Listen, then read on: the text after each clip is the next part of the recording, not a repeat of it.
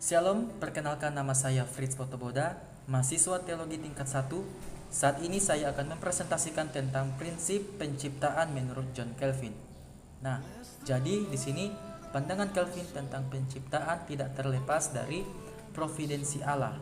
Nah, menurut Calvin, penciptaan dan providensi Allah merupakan bagian yang tidak dapat dipisahkan dari pengetahuan umum tentang Allah yang diberikan oleh kitab-kitab suci, yang harus dibedakan dari pengetahuan khusus tentang Allah yang dipandang sebagai Bapa yang telah diperdamaikan antara Allah Bapa dan kita dikerjakan oleh Yesus Kristus. Nah, namun hal tersebut bukan berarti bahwa kita dapat memperoleh pengetahuan tentang Allah sebagai pencipta dan sebagai providensi tanpa Yesus Kristus. Perlu diketahui bahwa segala aspek dari Allah yang hendak kita pelajari hanya di dalam Kristus kita dapat mengetahuinya. Nah, sejak kejatuhan manusia yang terdapat dalam Kejadian 3, itu hanya melalui perantaran Kristus kita bisa mendapatkan pengetahuan tentang Allah pencipta, sebagaimana juga Ia merupakan sang penebus. Nah, dengan demikian maka John Calvin menegaskan bahwa dunia dan manusia diciptakan oleh keseluruhan Trinitas. Dan tindakan penciptaan ini menyingkapkan kepada kita bahwa atribut tertentu tentang Allah menurut kehendaknya. Berdasarkan fakta bahwa Allah menciptakan dunia dari yang tidak ada atau yang dikenal sebagai creator ex nihilo, Allah menyatakan bahwa hanya dirinya yang kekal sebagai keberadaan dalam dirinya sendiri yang dapat mengkomunikasikan kepada segala ciptaan. Keberadaannya seperti yang mereka miliki. Nah, Calvin menyatakan bahwa Allah telah menetapkan segala sesuatu untuk kebaikan dan keselamatan kita, dan agar kita merenungkan kuasa dan anugerahnya dalam diri kita serta dalam berkat-berkat yang Allah limpahkan kepada kita, sehingga mendorong kita untuk percaya kepadanya, berseru kepadanya, memujinya dan mengasihinya.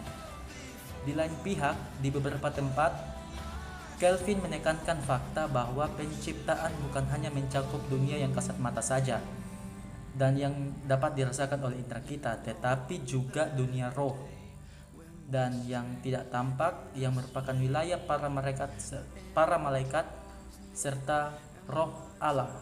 Nah, Calvin mendefinisikan pekerjaan penciptaan yang dilakukan oleh Allah dalam bentuk berikut ini.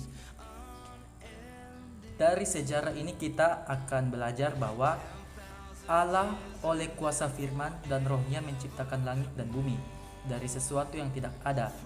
Dan setelah itu ia memunculkan makhluk-makhluk hidup dan benda-benda mati dari setiap jenisnya. Sehingga dalam suatu rangkaian ia bagus sekali membedakan beragam benda yang tidak terkira banyaknya, di mana ia memberikan kepada setiap naturnya sendiri, menetapkan fungsi-fungsi, menetapkan tempat-tempat dan lingkungan-lingkungan, dan meskipun semua menjadi sasaran kerusakan, bagaimanapun juga ia memelihara untuk kelestarian setiap spesies atau jenis-jenis makhluk hidup sampai hari terakhir.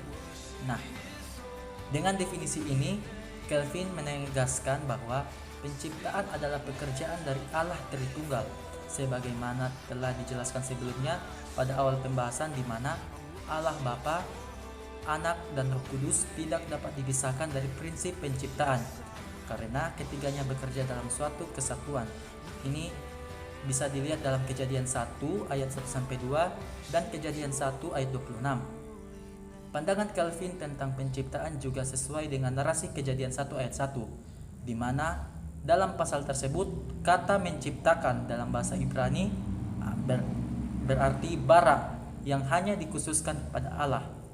Karena Allah yang memulai dari nol, yang mempunyai pengertian bahwa hanya Allah saja yang sanggup menciptakan segala sesuatu dari ketiadaan sampai menjadi ada. Nah, manusia sebagai objek penciptaan langsung telah menerima dari Allah tempat yang khusus dan istimewa di antara ciptaan-ciptaan lain. Allah membuat manusia bukan hanya sebagai penghuni dunia seperti binatang, tetapi juga Allah mengaruniakan kepada manusia kehidupan yang akan datang, kehidupan kekal, yaitu sesudah kematian tubuh, bahkan sesudah penghakiman terakhir.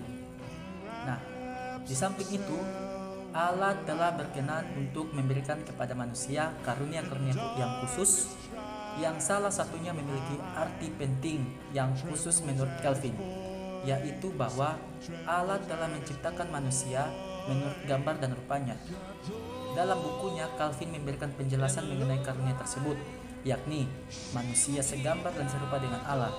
Penjelasan yang telah menjadi objek dari begitu banyak spekulasi teologis.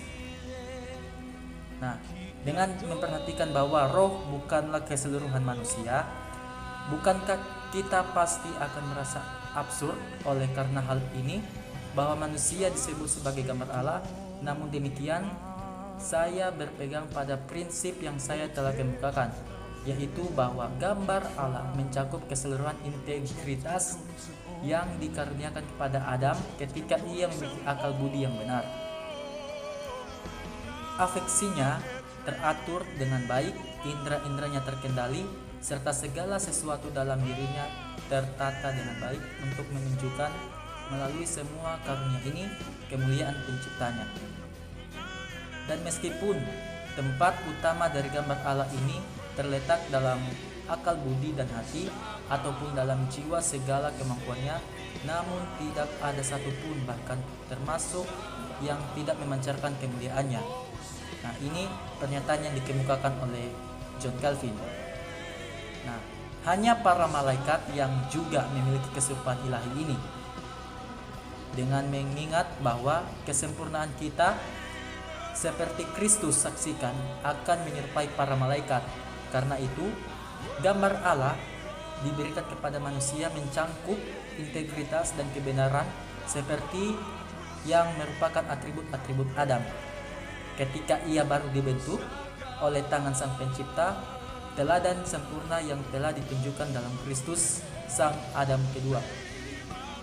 Nah, prinsip penciptaan yang diuraikan oleh John Calvin ini sebenarnya memiliki keterkaitan erat dengan atribut Allah yang paling mendasar, yakni kedaulatan Allah yang bersifat mutlak, karena Allah menciptakan segala sesuatu dengan penuh keteraturan melalui firman-Nya.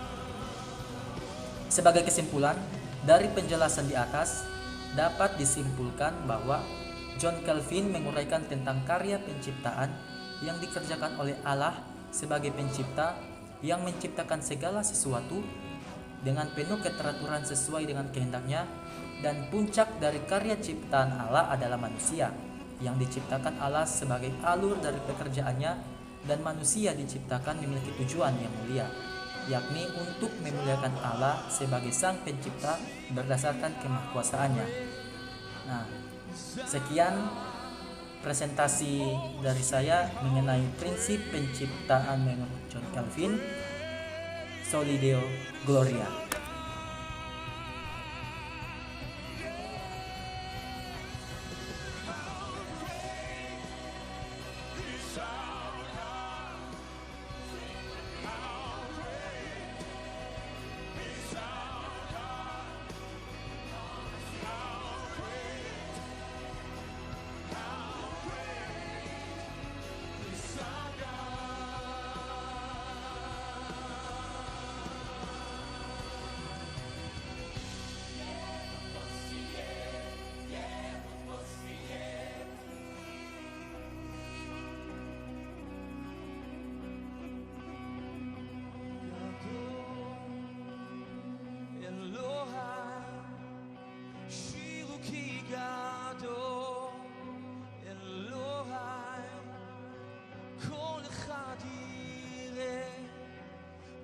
Gadol Elohim.